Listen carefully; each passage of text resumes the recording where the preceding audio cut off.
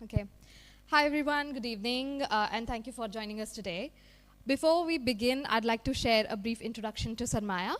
Sarmaya, which means collective or shared wealth in Urdu, is built around the private collection of Paul Abraham, a banker, history enthusiast, and art patron, and is led by him along with his partner, the award-winning designer Pavitra Rajaram. Sarmaya was launched in 2015 as an online museum to make Paul's collection of historical artifacts and artworks accessible to a wider public. In 2017, we were formalized as Sarmaya Arts Foundation, allowing us to extend this work into on-ground programs, including exhibitions, workshops, talks, and experiences, all aimed at deepening engagement with Indian art, history, and culture.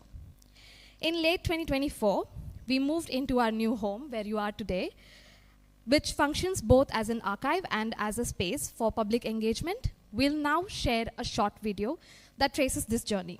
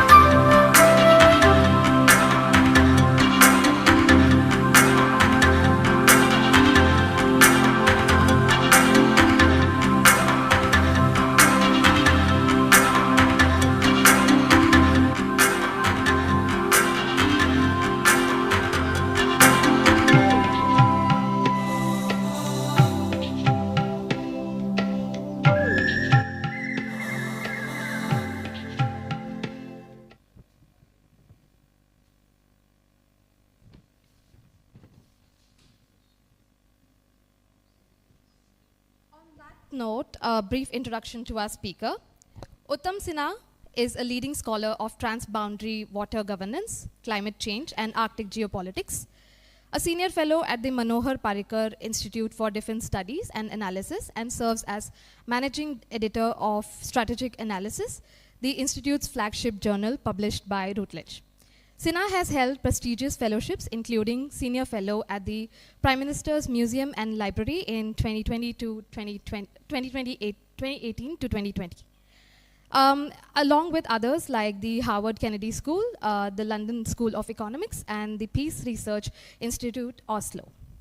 Among his several publications are Trial by Water, Indus Basin and India-Pakistan Relations, published by Penguin Random House in 2025, and the widely acclaimed Indus Basin Interrupted, a history of territory and politics from Alexander to Nehru, published by Penguin Random House in 2021.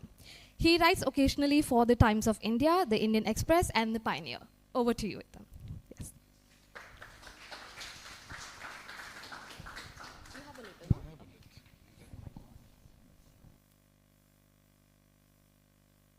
Thank you. Yeah. Right. Good evening, ladies and gentlemen. It's quite a privilege to be here this evening, and I'm deeply grateful to the Sarmaya Art Foundation for inviting me to speak on a subject which at once is historical, and that's where my focus is going to be. But it's also very strategic and remarkably contemporary, and we all know what is happening when it comes to the Indus Waters Treaty. I cannot imagine a more appropriate venue than this iconic Lawrence and Mayo building on Dadabhai Naoroji Road. And as you all know, Naoroji became the first Indian elected to the British House of Commons, representing central Finsbury for the Liberal Party in 1892. He won by an astonishingly narrow margin of just 3 votes, 5 after recount, earning from his political opponents the wonderfully irreverent nickname Dadabhai narrow majority. Not bad for a man who had 25 years earlier first articulated the revolutionary drain of wealth. The drain of wealth theory before he actually brought out a book in 1901. History, I think, is full of ironies and interesting tales and intriguing accounts. They remind us that the past is never quite finished with us. That brings me to the proposition with which I wish to begin this evening. History demands, and I've always said this, that history demands to be looked at twice. It's called the double gauge, right, so to speak. We look at history once to recover the context, to understand the compulsions, even the fears between and within which decisions were made, right. Without that first gaze, we are left with judgments without understanding. But we must also look at it a second time, and that for us is very important. We have to remember what happened, but to also ask what it teaches us now. Right? The second gaze is essentially very analytical rather than just commemorative. It asks what has changed, right? What must evolve, and whether institutions designed for one historical moment remain adequate for another. So in both the cases, however, whether we seek context or lessons, we must resist the temptation to look back in anger. And I think this is very important in contemporary times. Anger is an unreliable historian. Right? It signifies where history is complex. It moralizes where history demands explanation. That is why I think facts matter, and I'm going to speak through facts and not through my opinion and views. They discipline memory, that's the beauty of facts, right? They temper emotion, right? And allow us to examine the past with both honesty and perspective. And that's what I've tried to do in this book, Trial by Water. The Indus Treaty invites precisely this dual gauge which I'm talking about. It was signed in 1960, right? And it came about after the partition and the strategic anxieties of a newly divided subcontinent. Revisiting today the treaty is necessary, not to celebrate it uncritically or to condemn it reflexively, right? But to ask whether the assumption that sustained it in 1960 still holds in the current time. So that's the emphasis of my talk. Now let me show you the Indus River system itself and sort of how it pans out. These are the two books that came about, both historically researched from archival materials, right? And this is the map. The first map, which I think was done by Wilson. It was a map which was done in 1875. He wrote a fabulous book called The Abode of Snow, right?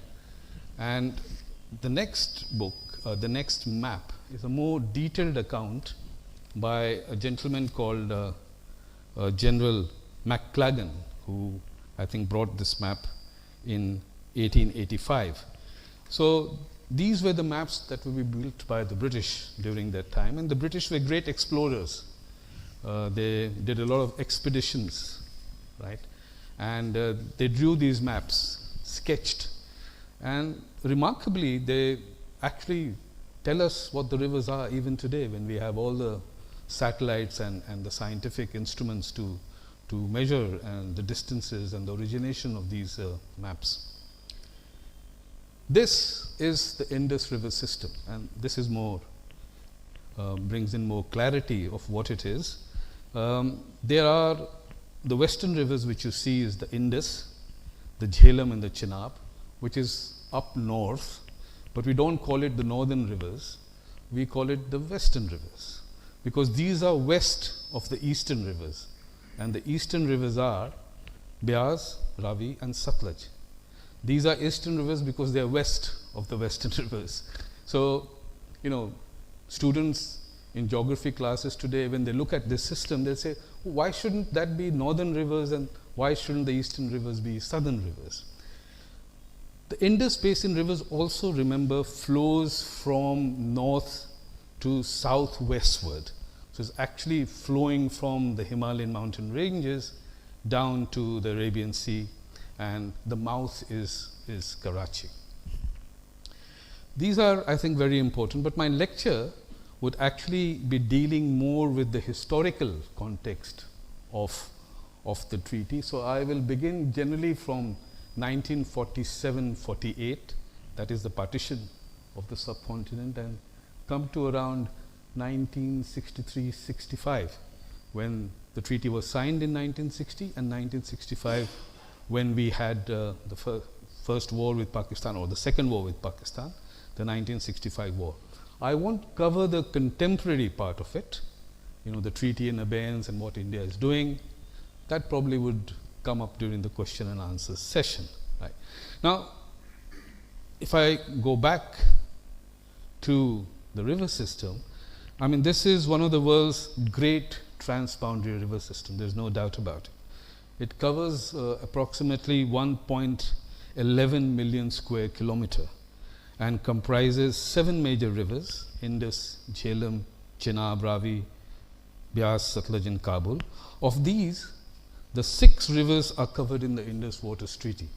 The one river that is not covered is the Kabul River, which comes from Afghanistan. Right? So, Indus, Jhelum, Chenab, Ravi, Beas and Satluj all originate either in India or in China, which is called the Trans-Himalayan region, or what is called the Tibetan Autonomous Region. Right? Now, the Kabul River is an important tributary of the Indus, but it is outside the Indus Waters Treaty. So, the Indus Treaty is not about Afghanistan, India and Pakistan. It is exclusively and principally about India and Pakistan. Even China does not feature in the Indus Waters Treaty. But the fact remains that Indus actually originates in the Tibetan Plateau. It covers almost 170 kilometers before it enters the Indian territory. As I said, it's a political division. It's a legal division. Right? It's not so much a longitudinal division of the Indus River system. So the political division is eastern rivers are Punjab rivers and the western rivers are Kashmir rivers. The entire attention was on the eastern rivers at that point of time, simply because it could be easily harnessed. Right? The waters could be delivered to the land for irrigation purposes. The western rivers in Jammu and Kashmir was difficult to harness at that point of time. And I think our engineers, and I will describe how the negotiation went, these were more the Kashmir rivers, right, which we of course talk about today. It's more predominant in the news, and we listen to the news and see the news about the western rivers. So I think this is what we call the river system. And it all begins in independent 1947. The British rule ends and we have the partition. And the partition is a very difficult process, by the way. It's not an easy one. There's been bloodshed. There's been movement of people from one end to another. Punjab has been divided, West Punjab and East Punjab. And we get a situation in which immediately the principal issue that comes after partition between India and Pakistan is the Indus Basin. Because this is the most existential issue that emerges. And the hostility of the time, the high politics and the high emotions of the time invariably means that something has to come about. Because if you divide the land and leave the basin unattentive and unattended, then there were chances that war would immediately erupt. And we did have war initially in 1948, but there was a greater chance that the water distribution would bring India and Pakistan into a warlike situation. So what I'm going to do now is to show you some of the archival material that I have used, and these are very interesting, and to give you a general understanding of the time. And I'm covering a period 47 to 1960 and a few events after that, right? So you get a sense of what and how the treaty was. This is a picture of Nehru, releasing the dove, and he was marking his 65th birth anniversary on November 18th in the National Stadium in Delhi. And I think you can make out from the picture that Nehru is looking very super confident. He's quite pleased with himself. And there are reasons why we should imagine Nehru is pleased, because in 1954 he has traveled to Peking to sign the trade agreement with China, followed a few months later by the joint Panchsheel statement with Premier Zhou Enlai in June. This is 1954 we're talking about, right? Around the same time, the negotiations of the Indus Waters Treaty has really picked pace, right? And that's very important, because he ultimately wants peace and stability with Pakistan. Nehru, I think, appears to believe that diplomacy, dialogue, and moral restraint could stabilize India's regional environment. Nehru was also quite gung-ho about the Bandung conference, which India was going to participate the following year in 1955, right? So I think very clearly, with Nehru approaching China at that point of time, he felt that the more you isolate China from the international system, the more China will become rogue. That was his thinking. So he wanted China to really participate in the international system of that time. There were countries which did not want the Chinese to come into the international system, because it was the Communist Party of China, and the Communist Party of China was the state of China. But this view of Nehru, I think he had this feeling that he was thinking right about China. This is 1954. He goes to Bandung in 1955, and soon, a couple of years later, this whole idea of the Hindi China bhai bhai is suddenly becoming difficult for him to stomach. Right? The Chinese have started encroaching on India's territory by 1959, and things are not going the way Nehru had imagined in 1954. In 1964, and you had the war with China, Nehru is a broken man. He dies a broken man, because his idea and his idealism of the world that he viewed had come crashing down. Right? 1962 was a prime example. The effort that he put to bring China into the forefront of the international system, that effort itself had cheated his belief. And he died a broken man. So in 10 years of time, Nehru releasing the dove, super confident of what he was doing, thinking the world is somehow falling into his imagination. 10 years later, he is a broken man. Right? So I think this picture is really very, very interesting, reflecting how actors think about the world, then how eventually the world turns around. And Nehru is a very classic example to this. This is a picture of Nehru meeting Muhammad Ayub, the dictator of Pakistan, for the first time. And this is 1959. Right? He meets him at the Palam airport. Right? He has never met Ayub before. Right? He always described Ayub as a naked dictator with naked dictatorship. Right? That was his first comment when General Ayub overthrew the civilian government in Pakistan and usurped power. Right? And Nehru was a Democrat. He was an elected prime minister. So meeting a dictator for him was not so easy as you see in this picture. He actually did reflect on whether he should meet him or not. Now this was described as a fuel halt. Muhammad Ayub was moving to Dhaka and he halted in Delhi. This is 1959. The dictator had resumed power in 1958 in Pakistan. And Nehru wanted to meet him because He was the sole power in Pakistan. Whether you liked him or not, or whether he was a dictator or not, you had to engage with him, right? And 1959 is the time when the Indus Waters Treaty has already moved forward, right? And it's picking up pace. So I think he does go and meet, but he describes it as a casual meeting with no agenda. But Ayub had a different perspective, and this is very important how actors meet. Ayub was a physically strong man, 6 feet 3 to 4 inches. He was a towering personality, right? And he would always be carefully dressed, and his moustache would always remain nice and fine and trimmed. Nehru was a slightly shortish man of about 5'7", 5'8", and Ayub would always feel that he's talking down to the Indian leadership. Right? He always felt that he assumed that physical supremacy in dealing with Indian leadership.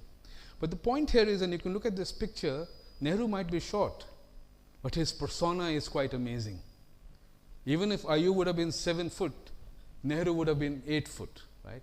Because you're dealing with a military dictator. But I think this picture is interesting on that count. This picture becomes very interesting because when Nehru dies in 64, it is Lal Bahadur Shastri who is the Prime Minister, right? And Ayub continues in power till 1969. He is 11 years in power in Pakistan. So when Nehru goes away, shorter he was, but his stature was much higher, he meets a 5'2" Lal Bahadur Shastri, and he says, that little man, I'll deal with him firmly. These are some of the news items which we hear about him. And he really felt that Nehru was not to his, that Shastri was not to his status. But Shastri, the brilliant man he was, would say, हम तो sir ऊपर करके बात करेंगे, Ayub sir नीचे झुका के बात करेगा. So that was a very interesting way. But I'm just showing the kind of relationship that existed during time between the leaders. You had one dictator, you had a democrat. So it became a very interesting way of looking how relationship was being built and how treaties were coming alive. Let me just show you this particular clip of Eisenhower coming to India. He's the first president of the United States to visit India. 1959, this is before the Indus Waters Treaty of 1960. It's a very important visit. This is December. He's been greeted by Rajendra Prasad, and then you have the vice president. And of course Nehru in his typical Gandhi cap and achkan. And what is important is the speech that Eisenhower gave to the parliament, the combined parliament. And you can see this. And he got an ovation 15 times during that talk of his. King Charles, when he went to Washington recently and addressed the Congress, he received only 12 times the ovation. So I think the Eisenhower coming to India was, I think, very critical at that point of time. And one of the reasons was that India was trying to seek what is called a civil nuclear energy pact with the United States. And that was very important for India. It was very important that it builds that kind of relationship. Here he is to address the 750 members of both houses of Parliament. It is a speech interrupted by applause more than 15 times.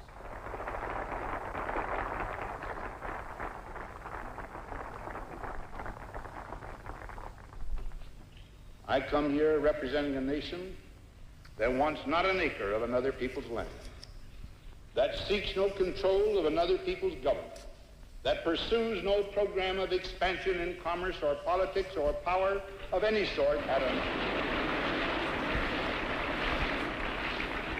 at another people's expense.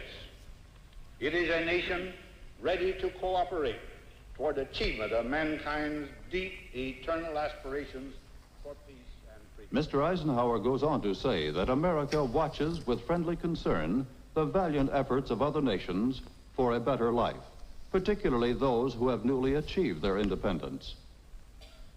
Stating that controlled universal disarmament is the imperative of our time, the President asks, can we not join in a 5-year or a 50-year plan against mistrust and misgiving and fixation on the wrongs of the past?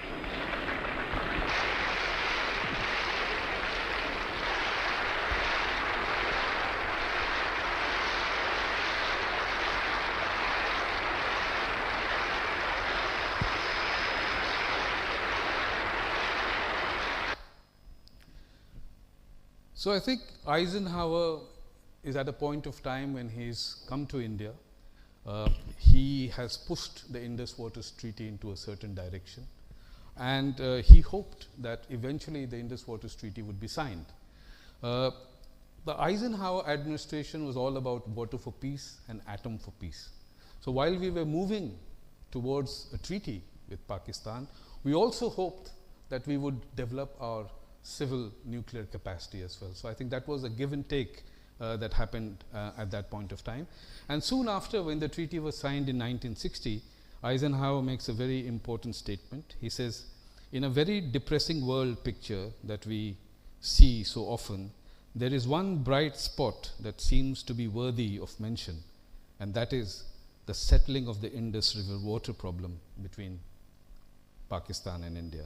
It has finally come to a fruition for which all of us should be very grateful and very gratified. So this is, the American leader making a statement when Indus Waters Treaty has been signed. There's a whole lot of media attention and world attention on how India and the Pakistan would respond, because they were becoming, in certain sense, the flashpoint of that international system. The Western countries were fearing that probably there would be another war and a disastrous war. So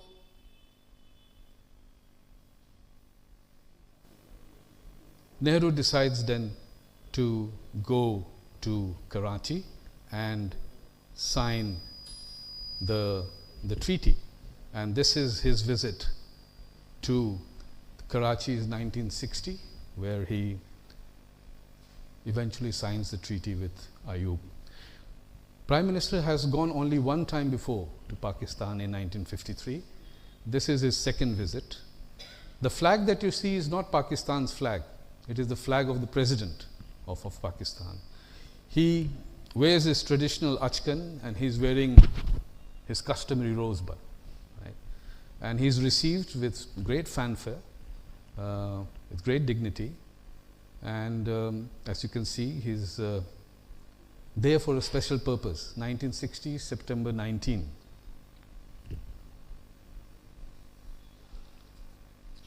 He's received by the public.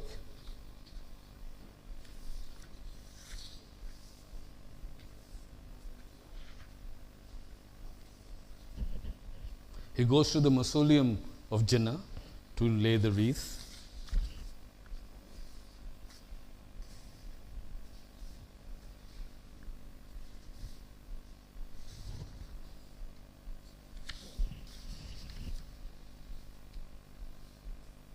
And then there's a very interesting shot of the shoes being shined.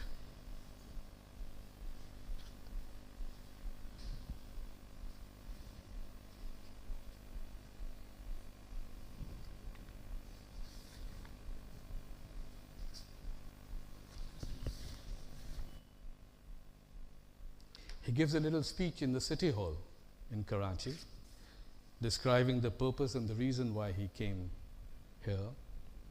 And he hopes that India and Pakistan would eventually have a peaceful coexistence. And this is actually the signing of the treaty. And what you notice in the picture is the rosebud is missing. The rosebud, which is always, we associate the rosebud with Nehru, at the time of the treaty is missing. And I begin my book by describing this incident as saying that, was it a bad omen that the rosebud fell, and Nehru is unaware that his, the rose is missing. What did that do to the treaty? And he makes a very powerful speech. Of course, in that treaty, it's all about how India and Pakistan would eventually live in peace and there would be coexistence, because now he has finally signed on a treaty which for 17 to 18 years was a difficult issue between Pakistan. And then they move on to other issues and other bilateral relationship. And here he is going to Rawalpindi. A lot of people, when they look at this photograph, they say, but this is a Pakistani aircraft. How come, Nehru is coming out of it? But this is the internal and domestic travel. He's moved from Karachi to Rawalpindi, and therefore you see this is the president's aircraft. Soon after the treaty is signed, peace hasn't really come to India. And I think that's a big blow for Nehru. And Ayub immediately starts claiming Kashmir. The treaty is signed, and he says, the western rivers are Kashmir rivers, and Kashmir is actually for Pakistan. And he makes this very crucial visit to Washington in 1961 to meet Kennedy. Right? And this is important because he wants to make a plea to Kennedy, saying that please help us, claim Kashmir so that eventually we can have full control of the western rivers. And Mount Vernon is the place where Kennedy hosts Ayub. No dignitary ever has been given that kind of status. And you can imagine the kind of relationship that the US is trying to build with Pakistan, simply with the objective to balance India. Right? And I think this equation is very important, and it's ironical because here Nehru has given everything to sign the 1960 treaty, and post 1960 Ayub and Pakistan is a very different kettle of fish. In fact, at that point of time, Ayub is also venturing into relationship with China. So that axis which we talk about today, the Pakistan-China axis, emerged soon after the Indus Waters Treaty was signed. That, I think, is the irony of the treaty. The whole objective of having a peaceful coexistence with Pakistan eventually ends up with Pakistan trying to acquire greater status and greater strategic footprint in the region, and is willing to seek partnership not only with the United States but also with China. Before that, Ayub would always claim that India and Pakistan should sign a defense pact, and Nehru would always say, defense pact with whom? Right? Because for Nehru, everything and everyone was peaceful, and they searched for peaceful coexistence. Right? But actually, Ayub was playing a very different game. Right? And this, I think, is the irony of the treaty. And Nehru, once he realized what was happening, felt that he was actually very cheated, that his entire objective and purpose of staking his reputation and India's image in searching for peace with Pakistan had come a cropper. Right? And he, in fact, writes in his diary soon after the treaty was signed that I had wished for more to come, but we are where we are with Pakistan. So it was basically back to square one. But we must compliment, or rather very clinically look at the way Pakistan positioned itself. After signing the treaty, which of course was very advantageous to Pakistan. There is no way one can say that it was a bad treaty for Pakistan. They got a lot in the treaty. And that's because of India's own approach of searching for peace with Pakistan. But he goes to Washington, and he's given a fantastic welcome with dinners and this kind of approach that the Kennedy was having is something that is very interesting, because I think America and Pakistan were conniving and building a relationship in some sense at the cost of India, right? And this is an interesting clip which proves to a great extent what was happening in Washington with Ayub going there.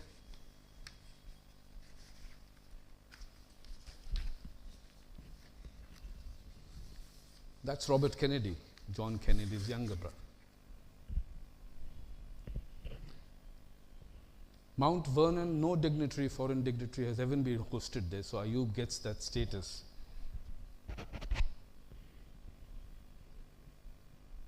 And it is hosted actually by Jacqueline Kennedy. She is the chief host, and you can see her wearing, a sleeveless white organza lace gown, and Ayub is there not with his wife but with his daughter, Naseem Akhtar Aurangzeb, wearing a white silk. And this kind of royal and regal treatment has never been given to anyone at that point of time in 61. And to be given to a man who usurped power, in 1958, a military dictator, is again an irony of the time. And you with America, the greatest showcase of democracy, and here is a military dictator being treated with royalty. But these ironies are essential to understand in international politics. There's no morality in that sense. I think it's all about dealing with issues, creating alliances, making leverages, etc. But more interestingly, what happened was the little walk that Ayub did with Kennedy at that point of time, right? And he immediately told Nehru the objective of what Pakistan is all about. And his claim to Chenab became a very important determinant in the relationship with America, right?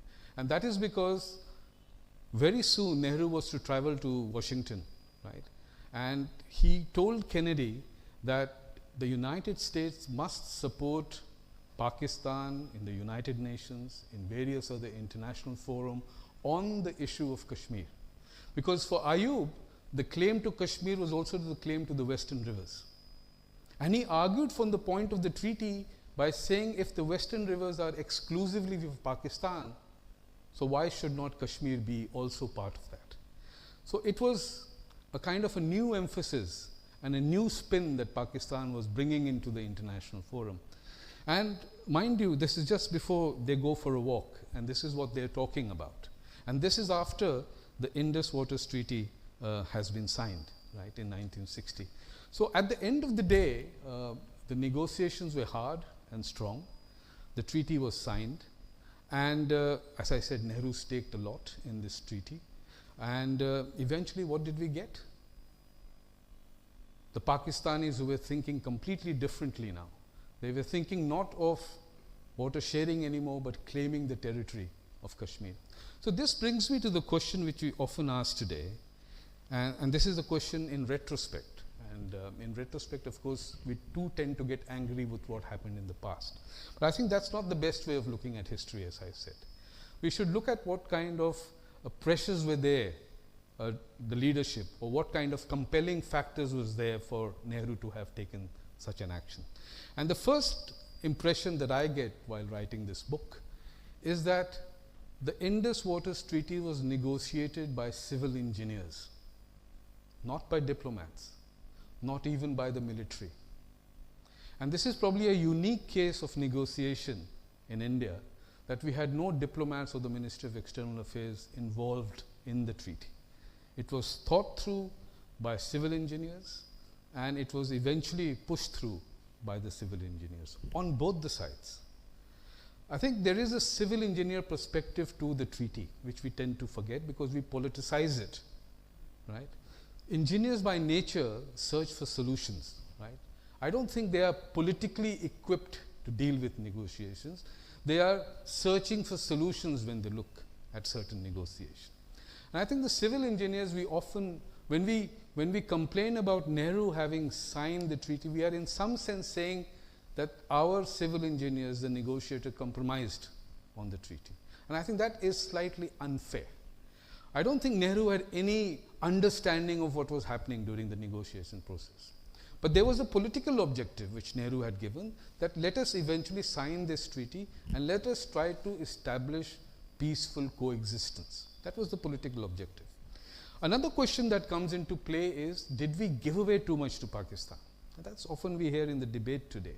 But when I have looked at the treaty, I have realized that the emphasis, as I said in the beginning, was on the eastern rivers, simply because Punjab at that point of time needed to be irrigated quickly and vastly. We had almost 15 million acres of land to be irrigated. Remember, the bulk of the Indus Basin irrigated land went to Pakistan, West Pakistan, and the headworks and the rivers were in India. So we needed to develop that. So the entire emphasis during the negotiation was on the eastern rivers. Mind you, Pakistan also wanted the eastern rivers. They were unwilling to give away easily the eastern rivers to us because it was all about Punjab. Right? But I think the fact that we ended up exclusively using the eastern rivers was a victory for the civil engineers and the Indian negotiators. But when you enter into a negotiation, you cannot have the cake and eat it as well. You have to concede somewhere.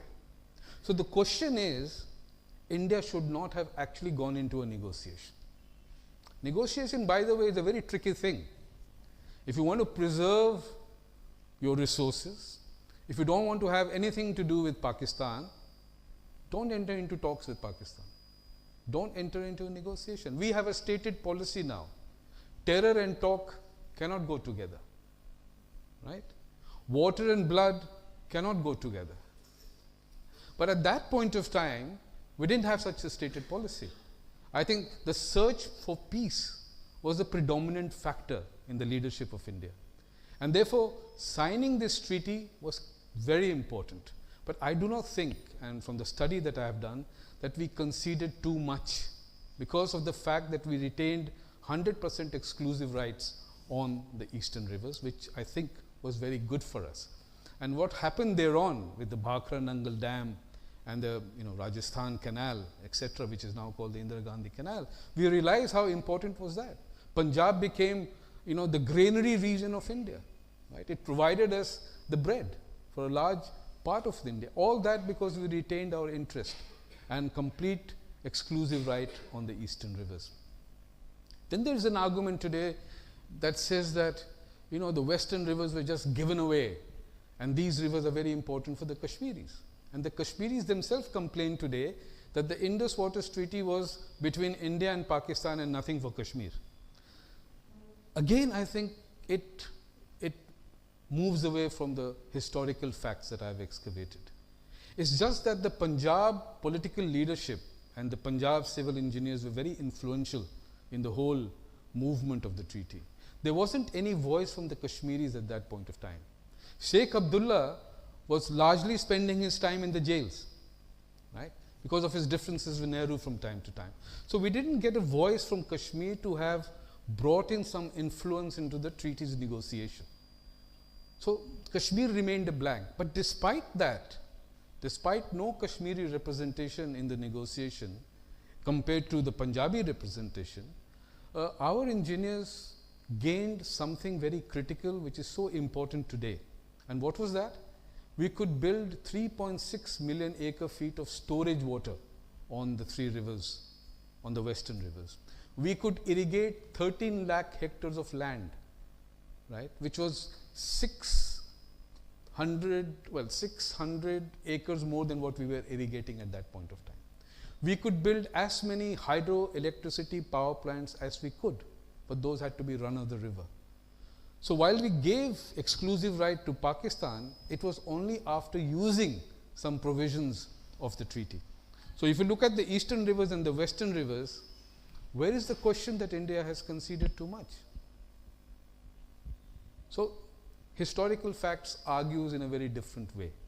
The contemporary understanding has a different sort of texture, and I guess you all know why it is the way it is.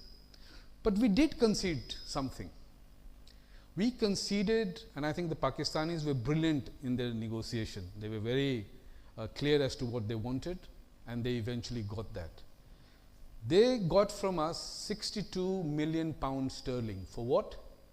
To build canals from the western rivers to their eastern rivers. Because remember, the eastern rivers were completely on our side. So they needed to build those infrastructures. And who paid for it? India paid for it. 62 million pounds sterling at that point of time was 83 crores. And someone in the parliament debate in 1960 said, this is fiscal harakiri for India to have given away money to whom? To Pakistan. Why? So that they could build canals from the western rivers to the eastern rivers. What a stupid idea. And that's been debated in the parliament, and people are quite, angry with Nehru and his, allowing it to happen. Right? But what we miss the point here is that if you do an economic cost-benefit analysis, what we gained eventually on the eastern rivers was far more than what we paid for the link canals to be made to Pakistan. Right? And by the way, this 62 million was not given in one go. It was given in 10 equal installments. So it actually came to about 8 crores every year. So again, if you look at facts, when you say 83 crore, it seems a huge money. But when you break it down into 10 installments, it's only 8 crores annually. So I think we tend to forget this fact when we make impressions on what the Indus Waters Treaty. But I think again Pakistan were dubious and very clever in doing what they did. When they were building the link canals, they had a very militaristic perspective. All those link canals were constructed in a manner as if they would be defensive barriers against Indian armed forces moving in for war. So it wasn't canal which they were thinking, they were also using canals as barrier in times of war. And this, I think, is something that the Pakistanis were very good at and we failed at. We failed at because we were looking at it only from a civil engineering perspective. If there was a diplomat, probably the situation would have been negotiate till it ends. But if it had been a military person also in the team, probably we would have understood this defense mechanism better. And this defense mechanism has really helped Pakistan later on in the 1965 war.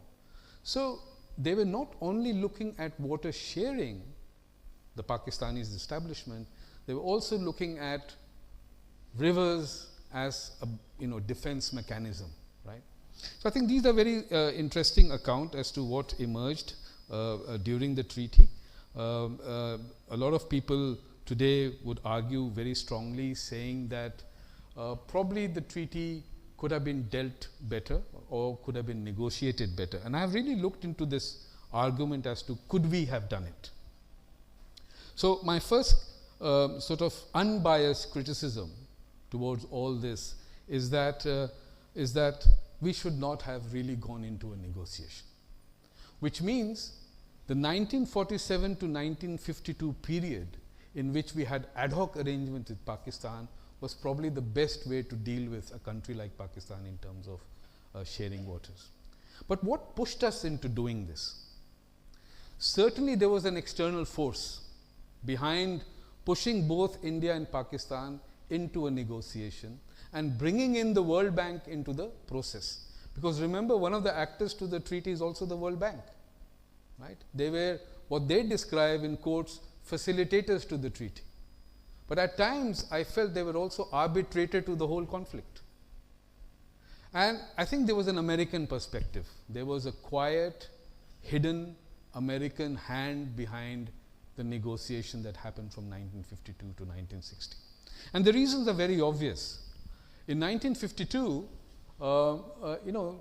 the Tennessee Valley Authority and David Lilienthal is becoming quite an intellectual and scientific force around the world. Everyone wants to use the water resources for development.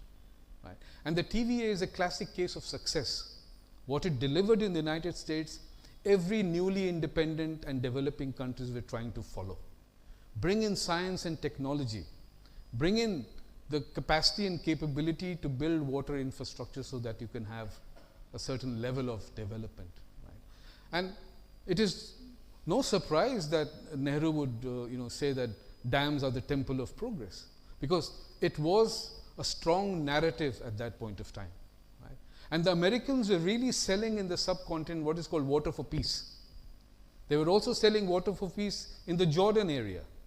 So one of the great soft power influence of the Americans was not through the military kind of sales that they did to both India and Pakistan at that point of time. They brought in science and development and scientific knowledge into the field of resource development. That was their way of entering into the subcontinent, because they were quite clear that India was quietly on the side of the Soviet Union, but we made no official expression that the Soviet Union were in alliance with us. Right? But they had to cut down the growing Soviet influence in the subcontinent, and I think their gentle push was actually to bring these two countries together. And therefore, Eisenhower's twin pillar theme of atom for peace and water for peace was actually being played out in the Indian subcontinent. And that is why, as you saw in the clip, we see Eisenhower saying that this is the most bright thing to happen in the world of gloom. So I think the Americans had achieved a certain objective.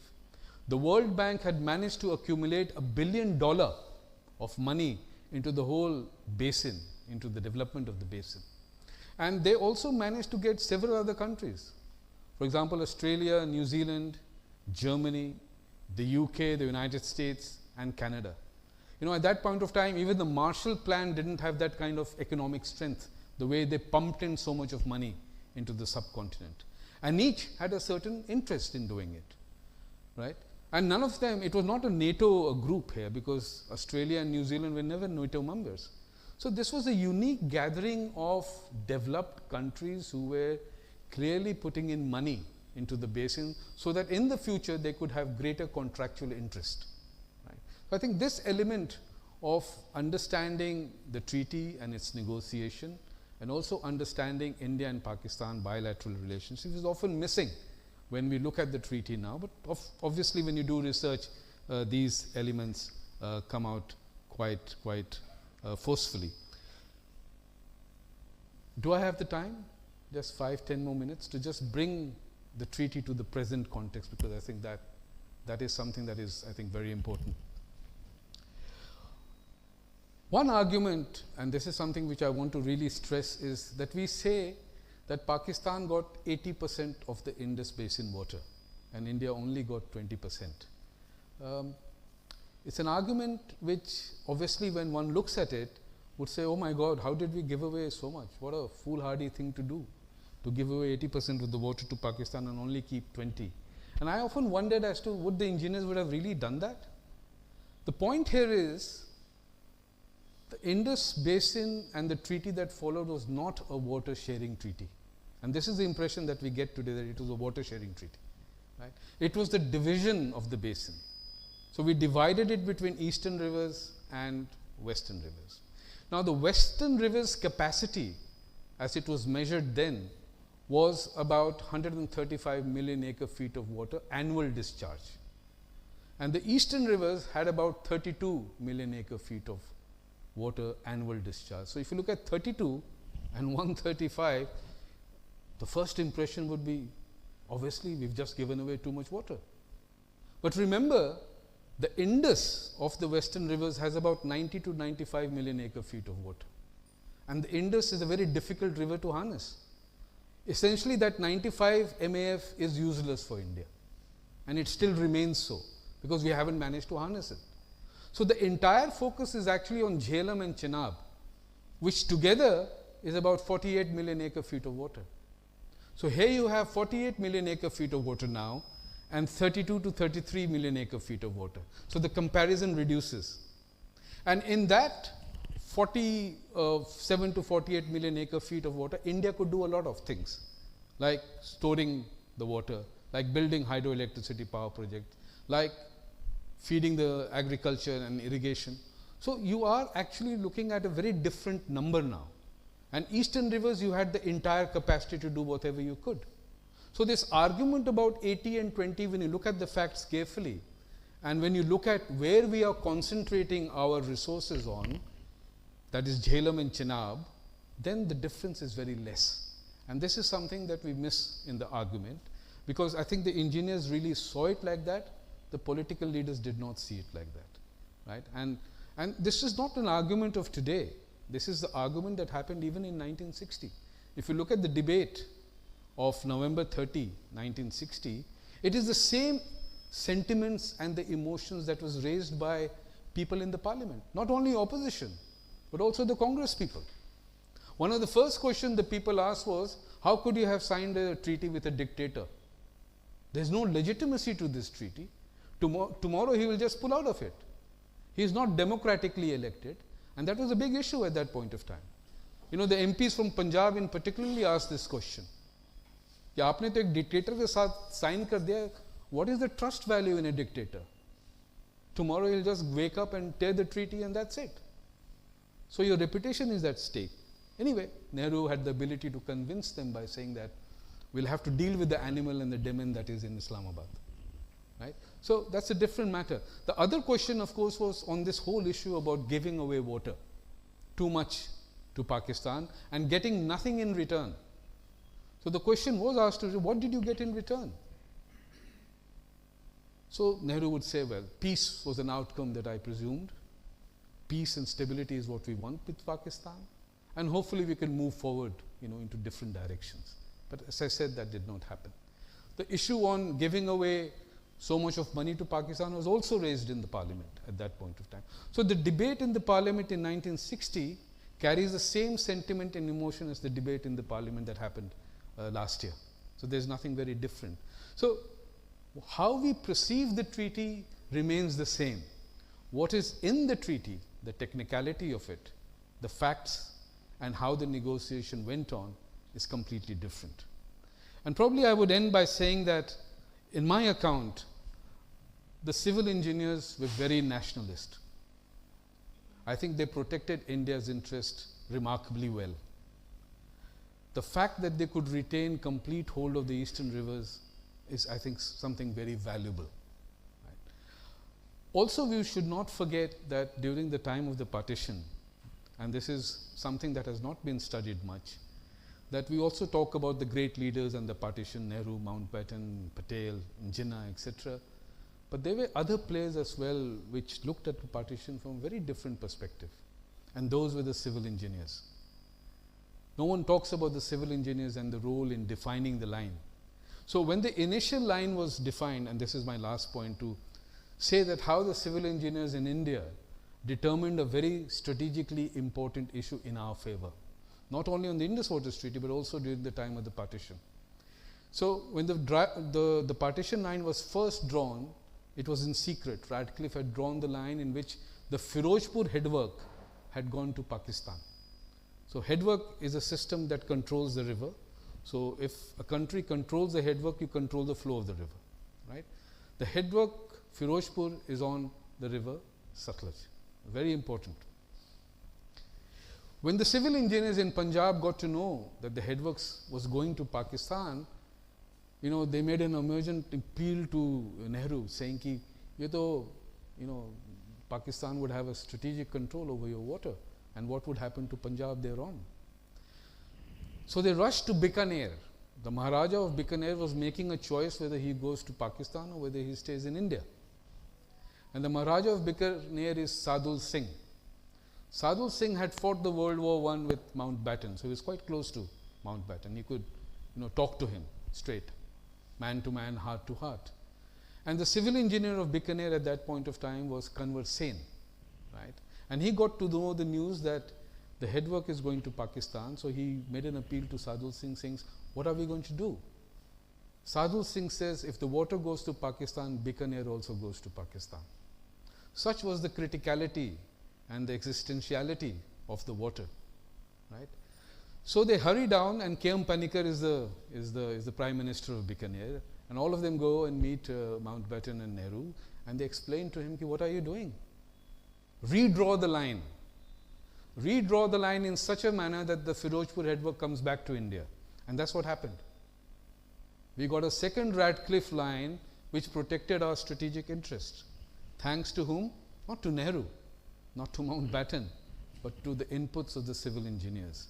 And I think they are the unwritten heroes of partition from a strategic point of view in controlling the headworks for India.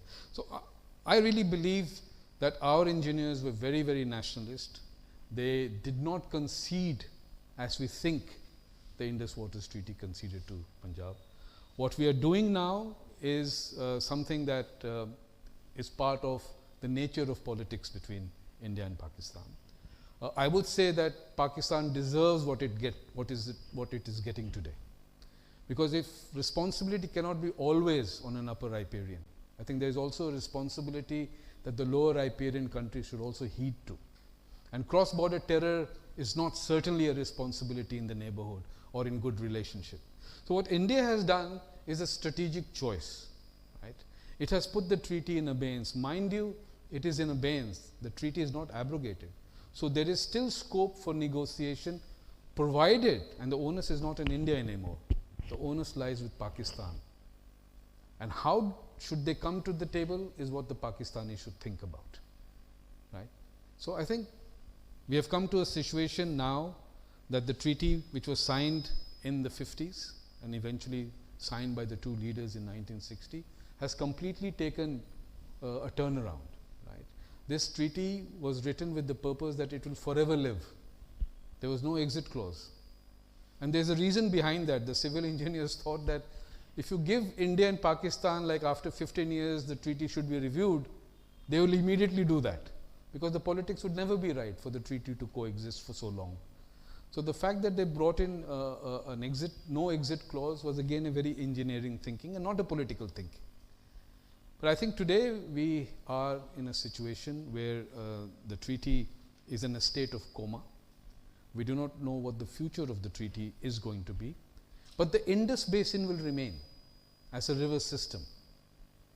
300 million people depend on this basin, right? 75 to 80% of the Indus basin water is channeled to agricultural production.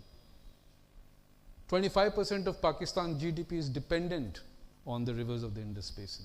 So it is a critical and existential matter. So the politics may not be right, the treaty might not exist, but the Indus basin is there to be managed, to be governed. And how we do that in the future, we'll have to see how it unfolds. So thank you very much, ladies and gentlemen.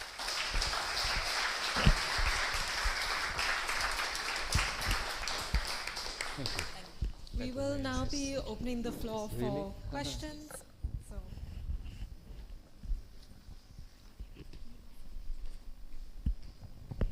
Oh, I have to get back to answer the questions. I have a counterfactual question, sir. Yes. If the treaty never existed, what would have been the geopolitics? Well, it would have been what the situation was from 47 to 52. There would have been ad hoc arrangements of sharing the water. Pakistan would have had to pay a certain cost of the water that we delivered. But the fact that Pakistan did not want that is to their credit. I would say that Pakistan forced us, along with the US, to come into a negotiation. And it happened very methodically. And this is what we see of Pakistan doing exactly the same today. There used to be its first foreign minister called Zafarullah Khan. He was an Ahmadiyya. Of course, he was not liked by the majority of the Muslim. He was much hated as an Ahmadiyya. But he was a very powerful orator. And some of his speeches in the United Nations are very emotional. So when he felt that this is going to be the kind of arrangement that India is going to go along, this ad hoc kind of arrangement, where you're not committed to anything to Pakistan, he went around in the US, made a powerful speech saying that India is going to control water and hurt the poor farmers. And his speeches are very, very loaded and very powerful. In fact, it is reported that many of the United Nations security members had tears in their eyes when Zafarullah Khan was speaking about India stopping the flow of water. And they're doing precisely this today, very effectively. Around the world, they'll go and say India is stopping the flow of water, India is hurting the farmer. On the ground, I don't think India is hurting anything at this moment. But it's a very strong victimhood sort of narrative that Pakistan very effectively plays. Let's not dismiss that element of Pakistan. They're very good at doing that. And Zafarullah was excellent, extremely powerful orator who would move the crowd. So that's how the Americans get interested. That's how the Americans start believing, oh, this is an underdog, a lesser country, and America and India is the big bully here. They need to be tamed, right? And certainly the United States would never like to have a regional power of such supremacy. They would like to moderate it. And Pakistan became a perfect ally to do that. But it came with a certain purpose and objective. So to answer your question, if the treaty was not have been there, India would have actually wanted that kind of arrangement. But they were eventually forced into doing it. But once you're forced into doing it, you have to get the best out of it. And there we must give credit to the engineers to having got the best out of it in a situation which was certainly not in our favor. Thank you. Second and last question is, what little I have read from the Pakistani media, they complain that they gave away too much in that treaty.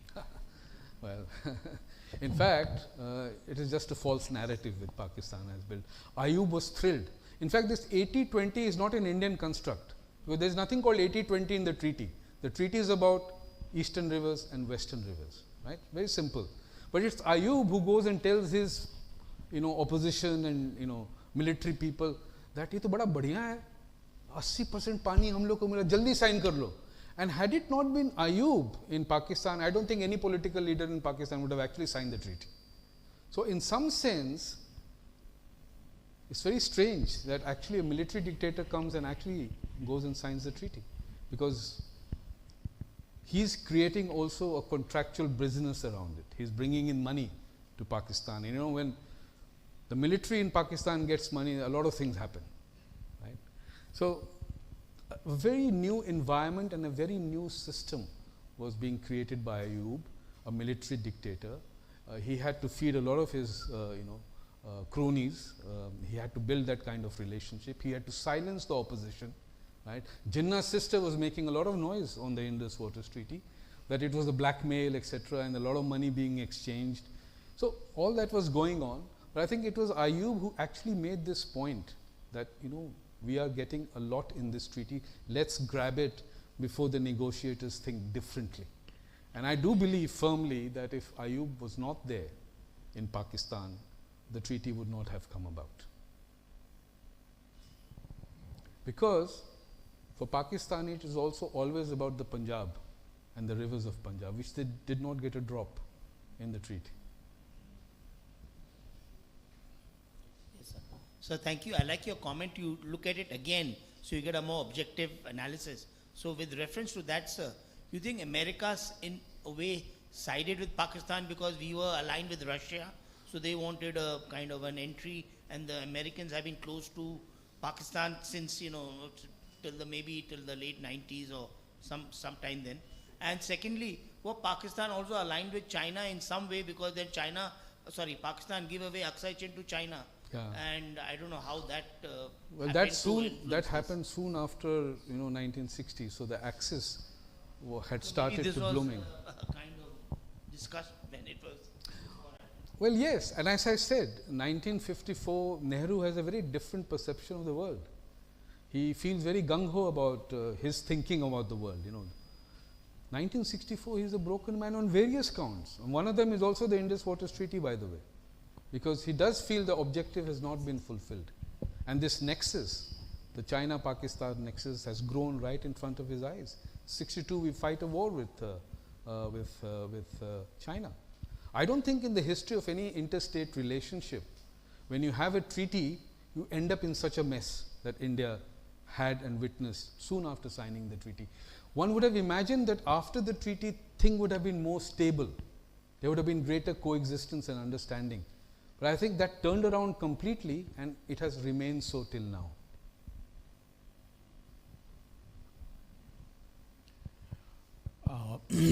I've got two questions. First, when you refer to the linking canals between the rivers, both on the Pakistani side as well as on the Indian side, can you detail a little bit more about the geography and the civil engineering aspects of it, and where these civil engineering projects were done by Indian and Pakistani civil engineers primarily by themselves or with some amount of external help? That's one set of questions. The second set of question is, if you look at this Indus Valley treaty that is happening in the 1950s or 1960, what is it that has prevented India and East Pakistan or Pakistan to come to similar kind of understanding or sharing of waters of the Ganga, Brahmaputra, and the Tista river systems. Was this primarily domestic considerations that prevented it, or was there more to it?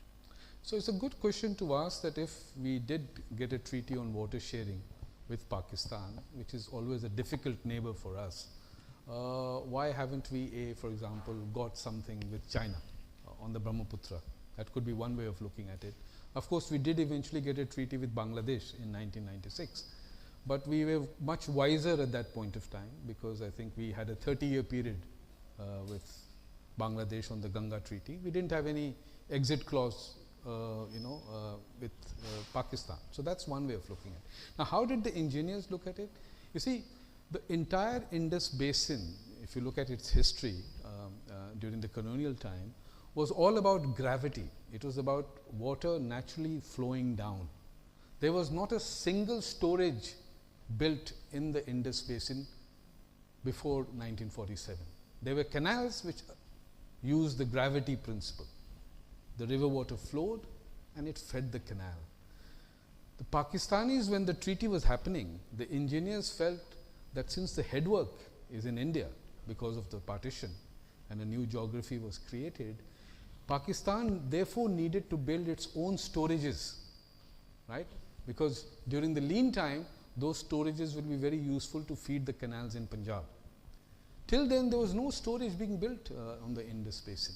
So it actually became a matter of, when India got the eastern rivers, nothing was really happening on the western rivers. There was no dam being constructed at that point of time, right? There's no hydroelectricity run of the river projects that came about during that time.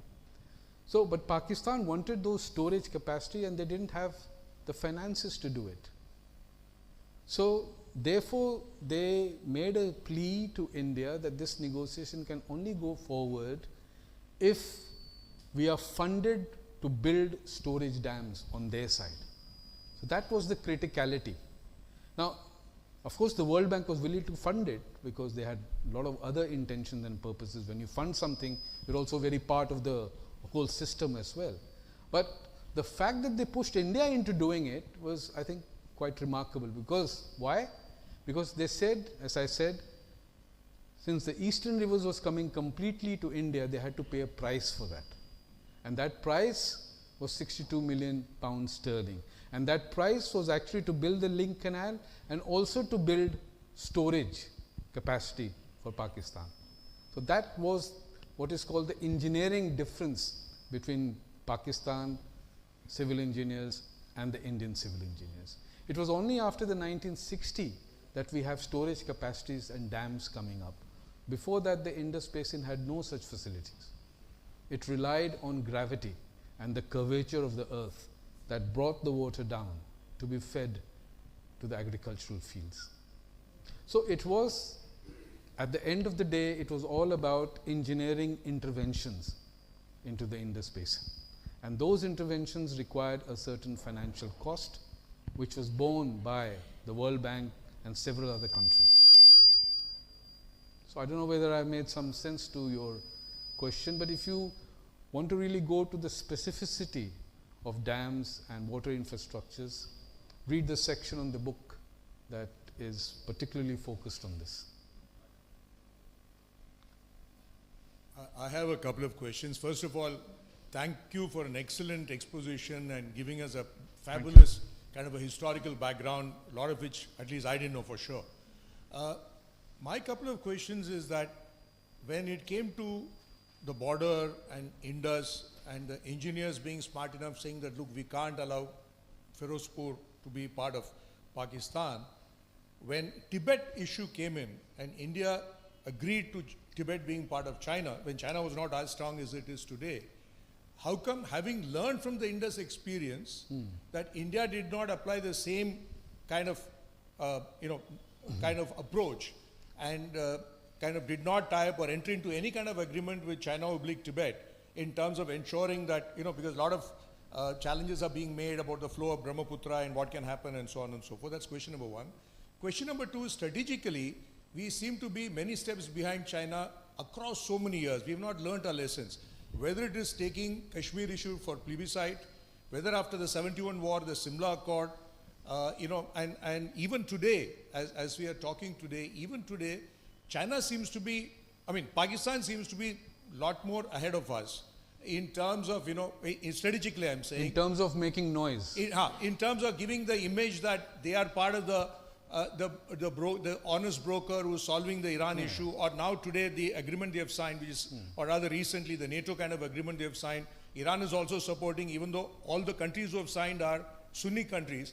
We, whether the Nehru government or this government or Indira Gandhi government, we seem to be strategically many steps, at least one or two steps behind we almost see the world as a black and white, not in terms of the myriad colors that are there. Strategic thinking somewhere is going wrong. That's my view. Your opinion would be. No, I'll leave you with that feeling. I think a lot of people have that view. I would not further elaborate on it. You're quite right. I think there's this growing concern about we being 2 steps behind, both many steps behind China, but a couple of steps behind Pakistan. So I'll leave you at that. Those thoughts are genuine, what you have. We haven't learned too much from history. We should look at it and reflect upon it.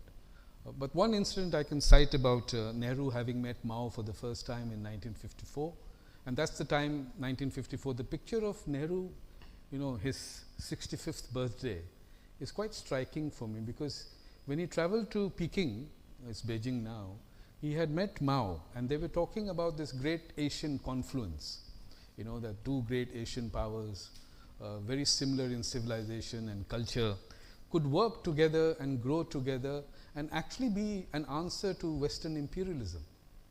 Right? They had lengthy discussions and talks. He spent several days with Mao, 2 hours every day, right? And they also exchanged poetries. In fact, Mao presumed he was a great poet, but his poetry is nothing, is very common. But he always assumed something very big about himself. And he was actually misleading Nehru, taking him down the wrong path of this great Asian giants coming together, and the century being the Asian century. On the back of his mind, he was completely thinking something differently, right? And it was territorial gain and control of water. Nehru had no clue about Tibet and the fact that there were all these rivers originating from the Tibetan plateau, right? He was completely clueless on that. His objective, I think, was different. His objective was to bring China into the fold, right? Not to isolate China, to bring China as an active player in the international system, to build relationship. And I think you can, of course, dismiss him today, but at that point of time, that's what he felt. He understood that China was an important actor, not to be left alone. In fact, to be engaged more and more, so that something productive could come out of it, the relationship. He certainly did not want to have an unstable relationship with China, but of course, he got it all wrong. And that is the lesson that we need to study or understand and be careful about when we are still talking to China or negotiating with China or having a conversation with China.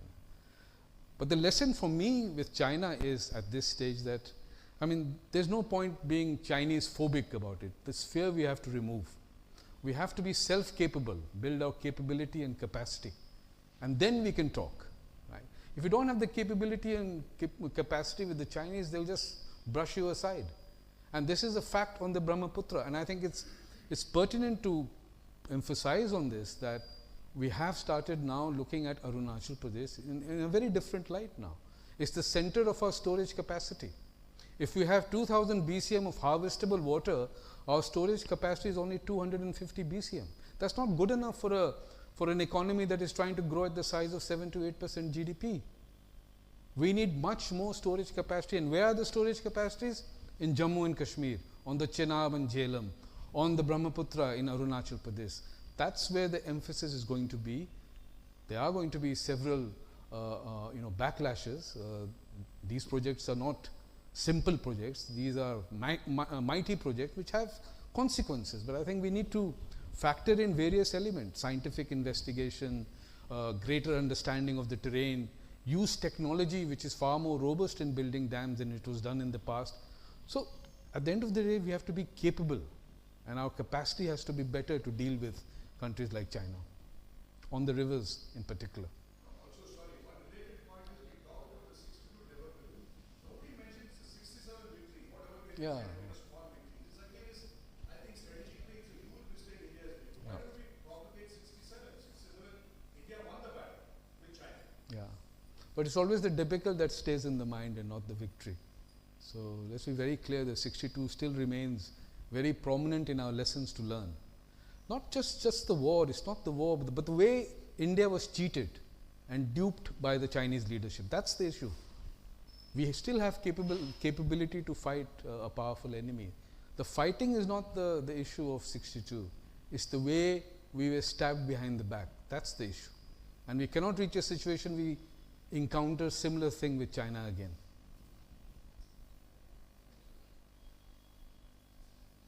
Amazing perspective. Thank you very much. Just a quick question is it right as a policy to have remained non-aligned, at the same time trying to engage with China in the 1950s, and then also getting into trying to take American protectionism whenever you find them coming back, and all of this must have actually have somewhere in where we are today languishing in the way we are even currently engaging with the rest of the world, even right up to the Operation Sindoor. Well, that's a fair point you have. I think nothing to dispute on this point. The non-alignment you can debate as much as you can, but there was an objective and a purpose behind it at that point of time. We describe that as strategic autonomy today. It was then non-alignment. I don't think we had this vocabulary called strategic autonomy. But we gained quite a lot through non-alignment. I think at the end of the day, I would always imagine that closer to the United States is at your peril. And I'm glad that we were not close to the United States at that point of time. We kept a certain distance. We understood their capacity. We understood that they were a power. We made some very important breakthroughs with them. For example, the civil nuclear deal soon after Eisenhower came. But we didn't embrace them, which I think was very good in that sense. Politically we didn't embrace them. It was a transactional and functional relationship. We needed them. They also needed us in terms of having their strategic footprint in the region. But to think that we should have embraced United States and left aside Soviet Union, I wouldn't agree to that. I wouldn't agree. See, Nehru was a doubting man. He was, there's another very interesting account if you look at Nehru, because we all talk about Nehru. At the point of time when Nehru was the Prime Minister, there were a couple of people who would say, no, this is wrong. Sardar Patel, for example. But then he passed away. Gandhi, for example, he went away. So there was not really anyone to challenge his thought and perspectives. Right? So he was left on his own. And he would often go back and write and say, well, what I said today in the morning probably is not right. But there was no one actually challenging him. They had become minnows in front of a giant that Nehru had become. The great challenges had all passed away. And C. Rajagopalachari, for example, was another challenger. But he decided not to argue and set up his own political party, which actually was no good. You needed a powerful debate with Nehru. And I think if the debate was very strong enough, and if the debate was earlier before the treaty was signed, see, that's another strange thing. You signed the treaty and then had a debate in Parliament. But then you can say the government of the day has the right to sign a treaty. Right? But I think if the debate had happened a little earlier, the wholesome debate that happened later, who knows? But I think it was difficult. It was too late. The treaty had moved to an extent that you had to conclude with signing it, because there's too much of Western interest and too much of finance coming in. Probably at that time, Nehru was already Wary of? Yes, he was. That may have actually taken the American help to Yes, get this through. quite correct. That's interesting point you've made. Yes.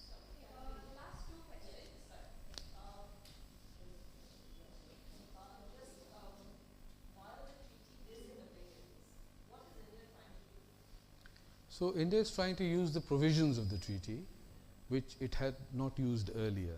And these provisions are on the western rivers. As I said, the western rivers had provisions like 3.6 million acre feet of storage capacity India could build on the rivers, Indus, Jhelum and Chenab. If you look at the account today, we haven't done anything on the storage capacity. So now we have projects which are focused on storage of water. Now storage of water is strategic. It helps you to do so many things. You know, when the lean season, it helps you to release water to the fields. Storage can be helped in terms of irrigation. It can be helped in terms of hydroelectricity. So it's very strategic. So that's what India is doing now. So having kept the treaty in abeyance, it has become unilateral in its action, right? But it has not put the treaty in abrogation. It has still given an opportunity to Pakistan to come to the table to negotiate, but provided, and there is a catch here, that it says abjure cross-border terrorism with credible and irrefutable evidences. Now what does that mean? Even if you trust Pakistan, they will say, I don't want to do terrorism. Will you trust them? You will never. So the abeyance means that it will go on for a long time, because you're not going to trust Pakistan. Even if they say that we have stopped cross-border terrorism, you're not going to buy them. So this period of time of abeyance is interesting, because India will build its capacity on the western rivers. So once it has its capacity on the western rivers, it has almost 90% of the capacity on the eastern rivers. There's very little to do now on the eastern rivers. So imagine now the eastern and the western rivers with capacity and capability. India might do different things with Pakistan. At least it has now the strategic advantage to negotiate forcefully in the next phase of the negotiation. Yeah, so my question is exactly that, about the future. How do you think things are going to pan out over the next few years? I don't think will India, for instance, be pressured by Pakistan and China, by China working on the eastern rivers to try and bring it back on the negotiating table for the Indus treaty? What's your prediction? But that could be some scenarios, but I don't think the Chinese are very keen to express this angle of coming together with Pakistan and then doing something on the Brahmaputra. I think the Chinese have moved forward in a very different direction. They are now a great power, by the way. They're not going to do these meddlesome things with Pakistan so that they hurt India.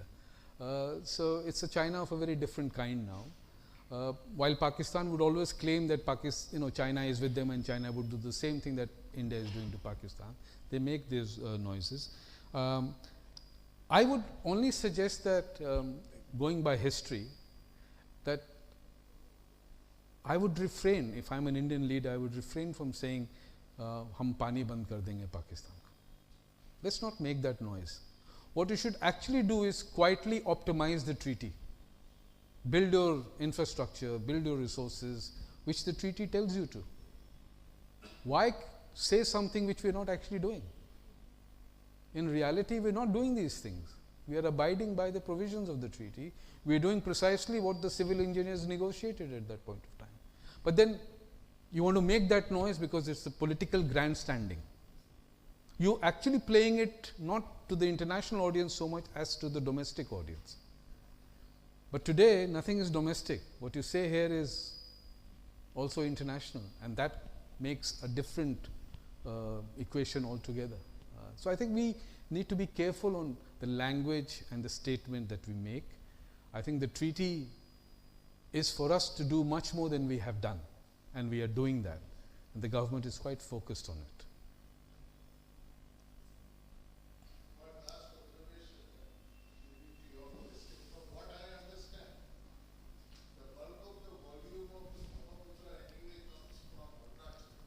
Oh, you're talking about the Brahmaputra?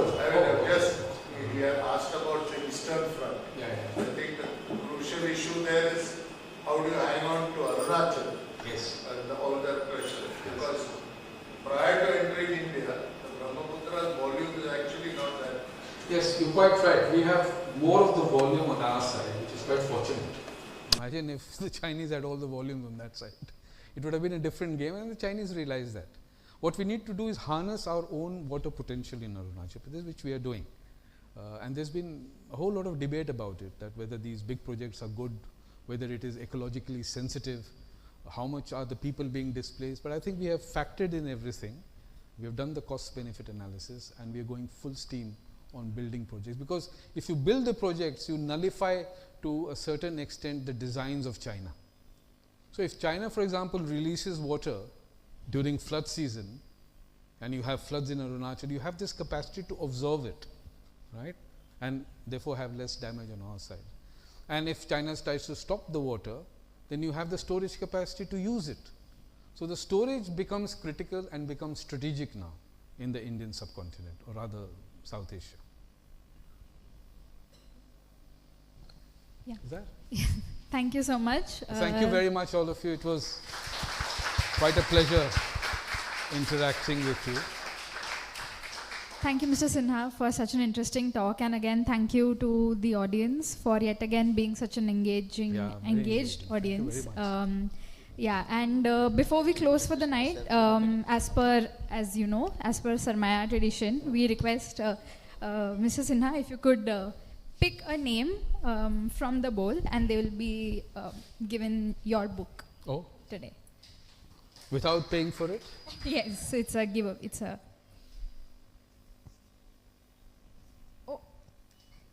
Cyrus. Yes. Oh, that was cleverly done. Very cleverly done.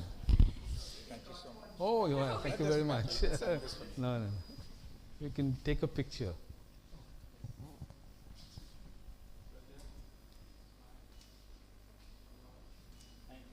Thank you very much.